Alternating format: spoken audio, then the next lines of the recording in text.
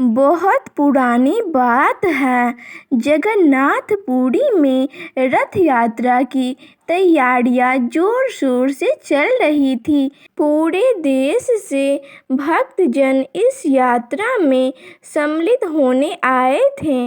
वहीं पर एक सराय में एक शहर के ठग और एक गांव के ठग की भेंट आपस में हो गई। दोनों ही ठगी के लिए रोज नई नई जगह जाते थे। इससे पकड़े जाने का डर कम रहता था। ये दोनों ठग धन कमाने की नीयत से यहाँ आए थे। गांव के ठग के सिर पर सेमल की रुई का बड़ा सा बोरा था। शहर के ठग के कंधे पर छोटा सा थैला लटक रहा था। तुम्हारे पास क्या है? शहर के ठग ने गांव के ठग से पूछा। मेरे पास ताजी हवा है जो शहरों में नहीं मिलती। मैं इसे ऊंचे दाम पर बेचूंगा। ये बात सुनकर शहर के ठग को लालच आ गया। उसने कहा, मेरे पास कीमती पत्थर हैं जो कहीं भी बिक जाते हैं। क्या तुम हवा के बदले मुझे अपना थैला दोगे? शहर का ठग तो यही चाहता था। वह तुरंत ही राजी हो गया। फिर रात में दोनों ठग अपने अपने घर गए। अपनी पत्नी और बच्चों के सामने बड़ी बड़ी डींगे हाँकने लगे। आज तो एक आदमी को खूब उल्लू बनाया। देखो, छोटे से कोयले के थैले के बदले बोरी भर शुद्ध कीमती हवा लाया हूँ। लेकिन जैसे ही बोरी का मुंह खोला, रुई चारों तरफ उड़ने लगी। उधर दूसरे ठग ने जब थैला खोला और देखा कि उसमें कोयले थे, उसके पास ही उसकी पत्नी खड़ी थी। उसने ताना कसते हुए कहा, चलो आज ठग को भी किसी ने ठग लिया। कोई ढंग का काम तुम्हें तो करना ही नहीं है। अच्छा हुआ। अगले दिन फिर दोनों ठगों का रास्ते में आमना सामना हो गया। दोनों ने एक दूसरे को घूर कर देखा। फिर दोनों जोर जोर से ठहाका लगाकर हंसने लगे। ये भी खूब रही उस्तादों से उस्तादी। पहला ठग बोला, मैं तो किसी सुंदरी के आँख का काजल चुरा सकता हूँ। दूसरा ठग बोला, मैं तो ब्राह्मण के माथे का तिलक चुरा लूँ और उसे पता भी न लगे। ये ठग ने रौब दिखाते हुए कहा। इस पर दोनों ने एक साथ ठगी करने की बात तय की। दोनों ठगों ने रात साथ में गुजारी। सवेरे होते ही वे एक घर में जा घुसे। वहाँ एक रईस बुढ़िया रहती थी। दोनों ने बुढ़िया के बारे में जानकारी आसपास के लोगों से इकट्ठी कर ली थी। वह बुढ़िया के पास गए, पैर छुए और बोले, बुआ, हम तुम्हारे भतीजे हैं। तुम तो इतने दिनों से घर आई ही नहीं। अब मेरे लड़के की शादी में तुमको जरूर ही आना है। बुढ़िया ने अपने भतीजे को बचपन में देखा था, इसी से उन्हें पहचान नहीं पाई। बुढ़िया ने अपने परिवार का हाल चाल पूछा। फिर अतिथियों को चांदी के बर्तनों में खाना परोसा। ये बर्तन बुढ़िया को शादी में मिले थे। केवल विशेष मौक़ों पर ही इन्हें निकालती थी। उन दोनों ने खाना खाया और बर्तन धोने कुआं पर गए। ठगों ने बुढ़िया की नज़र बचाकर चुपचाप बर्तन अपने कपड़ों में छिपा लिए। एक चिल्लाने लगा, अरे अरे, क्या करता है? बर्तन कहाँ लिए जा रहा है? आवाज़ सुनकर बुढ़िया आई तो दोनों बोले, बुआ, बर्तन तो कुएं में गिर गए। बर्तन के खोने से बुढ़िया दुखी हो गई और उसने कहा, बेटा, मैं तुम्हारे साथ नहीं चल सकती। मेरा बेटा तुम्हारे साथ शादी में जाएगा। बेटे ने उन दोनों को बर्तन छुपाते देख लिया था। उसने माँ के सामने कुछ भी नहीं कहा और अपने घोड़े पर बैठकर उन दोनों के साथ चल दिया। चलते चलते रास्ते में दोनों ठग बोले, ए भाई, घोड़ा रोको तो, बड़ी भूख लगी है। हमारे पास तो पैसे नहीं हैं। तुम अमीर आदमी हो, जरा अच्छा खाना खिलवाओ। क्यों नहीं, इस जगह मेरा लेन देन चलता है, हमें कुछ भी खर्च नहीं करना पड़ेगा, युवक ने कहा। वह इन दोनों को सबक सिखाना चाहता था। ठीक है, ये तो बड़ी अच्छी बात है, दोनों ठग बोले। तुम लोग यहीं रुको, मैं इंतजाम करके आता हूँ। ऐसा कहकर वह युवक वहाँ एक व्यापारी के पास चला गया। कुछ गुपचुप बातें की, फिर वापस आया और दोनों ठगों को व्यापारी के पास ले गया। व्यापारी ने युवक को धन दिया। वह धन लेकर जाने लगा तो दोनों ठग बोले, अरे भाई, अकेले कहाँ जाते हो? हम भी चलते हैं।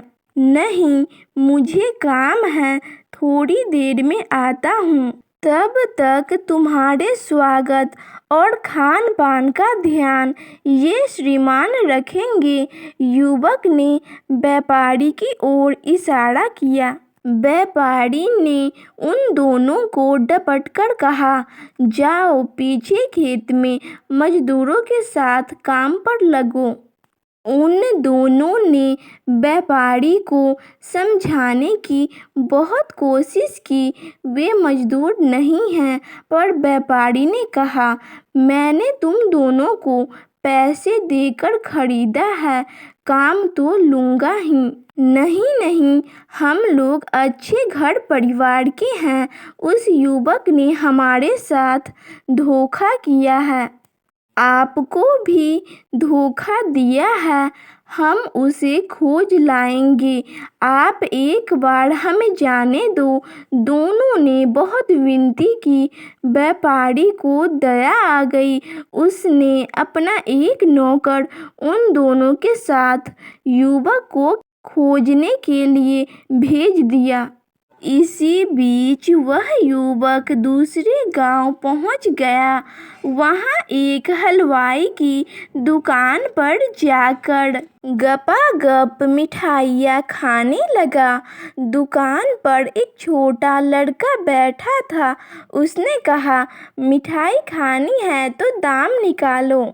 युवक बोला, देखो बच्चे, मैं तुम्हारे पिताजी का दोस्त हूँ, उनसे जाकर कहो मक्खी मिठाई खा रही है, कुछ नहीं कहेंगे। युवक ने प्यार से बच्चे को समझाया। जब उस बच्चे ने जाकर पिता को बताया तो उसके पिता नाराज हो गए और बोले, जाओ जाओ, मक्खी तो मिठाई खाती ही है, चिंता मत करो, एक मक्खी कितनी मिठाई खा लेगी।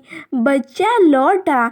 इस बीच में युवक ने खूब छक्कर मिठाई खाई, थैलों में भी भरी और घोड़े पर सवार होकर चल दिया। रुको रुको कहकर बच्चा चिल्लाता रहा। आगे रास्ते में उसने एक बूढ़ी औरत को देखा। उसके साथ उसकी सुंदर बेटी भी थी। युवक उस पर मोहित हो गया। उसने झटपट युवती को घोड़े पर बैठाया और तेजी से आगे बढ़ गया। बुढ़िया रोती चिल्लाती उसके पीछे भाग रही थी।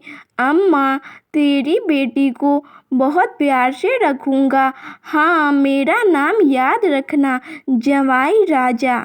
बुढ़िया रोने और चिल्लाने लगी। हाय मेरी बेटी, मेरी बेटी। लोग जमा हो गए। क्या हुआ, क्या हुआ? सभी लोग पूछने लगे। वो मेरी बेटी को उठाकर ले गया। हाय, मैं क्या करूं? कौन ले गया तेरी बेटी को अम्मा? लोगों ने पूछा। जवाई राजा, बुढ़िया ने बताया। यह बात सुनकर लोग हंसने लगे और बोले, यह तो खुशी की बात है। बेटी को तो एक दिन जवाई राजा के साथ जाना ही था, रोती क्यों हो? इस तरह रास्ते में सबको चकमा देता युवक सुंदर युवती को साथ लिए घर की तरफ लौट रहा था। एक जगह पेड़ के नीचे उसने घोड़ा को रोका और वे दोनों थैले में से मिठाई निकालकर खाने लगे। पास ही राजघराने का धोबी कपड़े सुखा रहा था। उसने कुछ मिठाइयाँ उसे भी दी और बताया, ये मामूली नहीं, दिव्य मिठाइयाँ हैं। वहाँ झील के उस पार पेड़ पर उगती है। जितनी चाहे तोड़ लो, खुद भी खाओ और बेचकर पैसे भी कमाओ।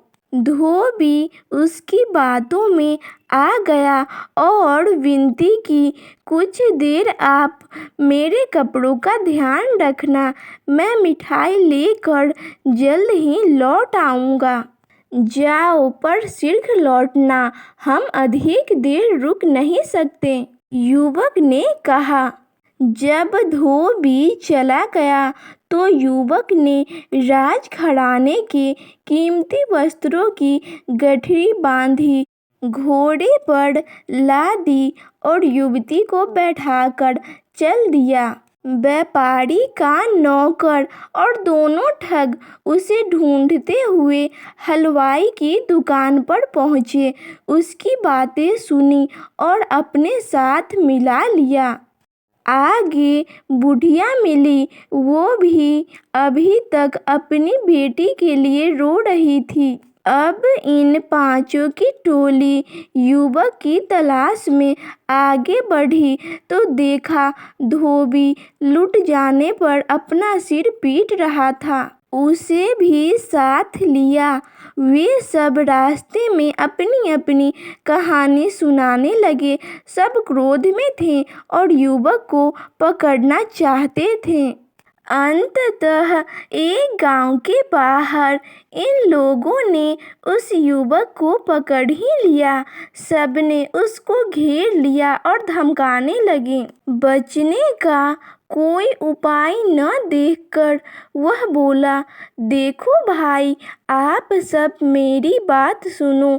मैं कोई चोर उचक्का नहीं हूँ। मैं आप सबका सामान लौटा दूंगा। जो मिठाई मैंने खाई थी उसके पैसे दे दूंगा। मैं तो परख रहा था कि कैसे लोग आसानी से बेवकूफ़ बन जाते हैं। आप सब छोटे मोटे फ़ायदे के लिए मेरी बातों में आ गए। आज आप सब मेरी मेहमान हैं। मैं आप सबके रहने खाने का इंतजाम अपने एक मित्र के घर में कर देता हूँ। रात के समय आराम कीजिए। सवेरे में सबका सामान लौटा दूंगा। फिर आप लोग अपने अपने घर चले जाना। वे सब लोग खा पी कर सो गए। युवक ने मोहल्ले के चौकीदार को घूस दी और ढिंढोरा पिटवा दिया कि गांव में कुछ नए लोगों को देखा गया है, लगता है पड़ोस के जासूस हैं। जो कोई इनको पकड़ने में सहायता करेगा उसे इनाम मिलेगा। पकड़े जाने की घोषणा सुनकर दोनों ठग, व्यापारी का नौकर, हलवाई, बुढ़िया और धोबी सभी घबरा गए और वहां से जान बचाकर भागे। जाते जाते अपने पास का सामान भी वही छोड़ गए। बहुत दूर निकल जाने पर जब लगा कि कोई उनके पीछे नहीं आ रहा था तो दोनों ठग एक जगह बैठ गए। एक ठग दूसरे से बोला, भाई आज तो जान बची। तुम शहर के नामी ठग हो और मैं गांव का, पर हम तो छोटी मोटी हेरा फेरी करते हैं, मामूली ठग हैं। असली ठग तो वह युवक है, ठगों का राजा ठगराज सबको खूब चकमा दिया। उधर उस युवक ने सबके भागने का तमाशा देखा। हंसते हंसते अपनी माँ के चांदी के बर्तन लिए और युवती के साथ घोड़ी पर सवार होकर अपने घर पहुँचा। घर पर माँ के आशीर्वाद से युवती से शादी की और सुखपूर्वक रहने लगा। एक दिन पत्नी ने पूछा कि उसने उन सब लोगों को क्यों सताया। इस पर युवक बोला, खाली हेरा फेरी में क्या है, मजा तो चतुराई से चकमा देने में है।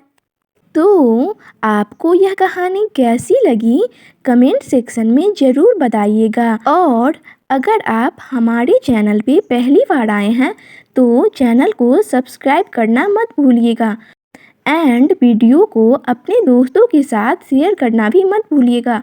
और अभी तक आपने वीडियो को लाइक नहीं किया है तो लाइक भी कर दीजिए। तो मिलते हैं नेक्स्ट वीडियो में, तब तक के लिए thanks for watching this video.